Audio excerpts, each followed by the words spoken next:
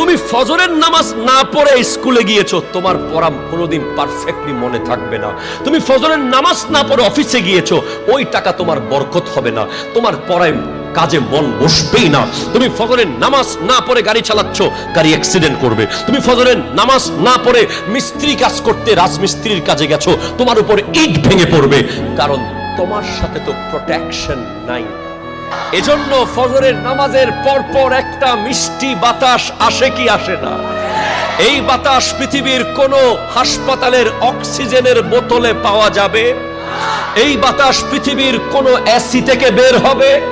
এই বাতাস পৃথিবীর কোন ফ্যান থেকে বের করা যাবে? এই বাতাস পৃথিবীর কোন বাতাসের সাথে মিলবে না।